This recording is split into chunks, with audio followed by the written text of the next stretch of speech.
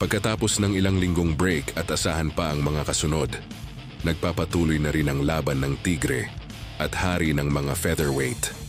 Nagsimula ang chapter sa pagtatanong ng mga manonood, ano ito? Bukas ang depensa ni Sendo. Tila ba tinatakot niya ang champion sa kanyang postura, nagbalik na ba siya?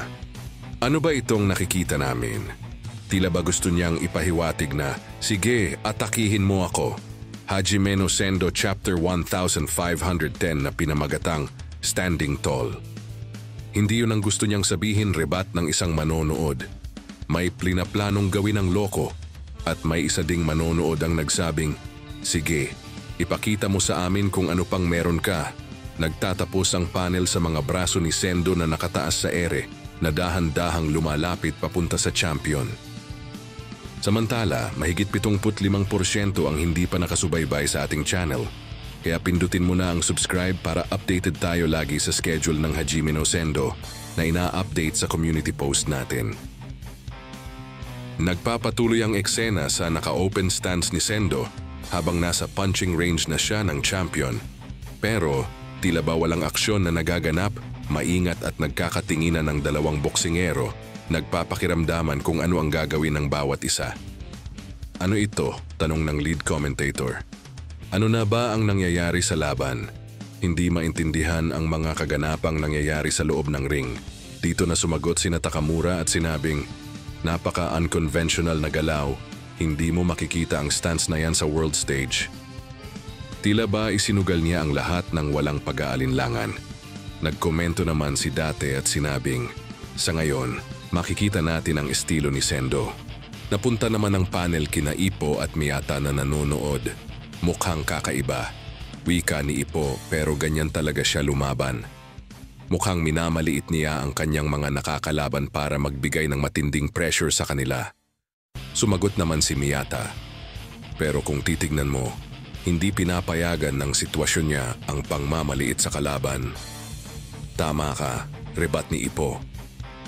Pero baka may ibang bagay siyang napansin. Baka may plano siya.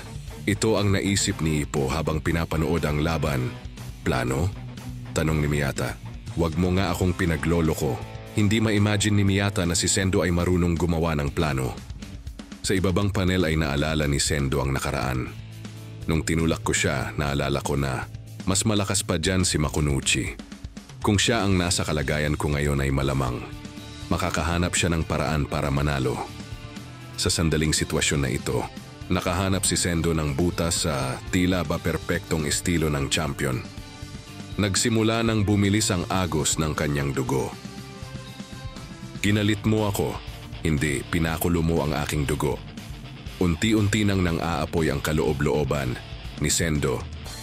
Pinagkumpara niya ang sitwasyon kay Ippo at Ricardo at sinabing, noon, hindi pa ako natatalo sa isang laban. Pero ang unang taong tumalo sa akin ay ni hindi man lang nakipag-away sa labas ng ring. Hindi siya basagulero. Isang lalaking walang alam kung di ang boxing. Pero ngayon ang taong nakaharang sa aking landas, ang mismong personifikasyon ng boxing. Para mag-unify, kailangan kong unawain ang bansa gamit ang aking kamao.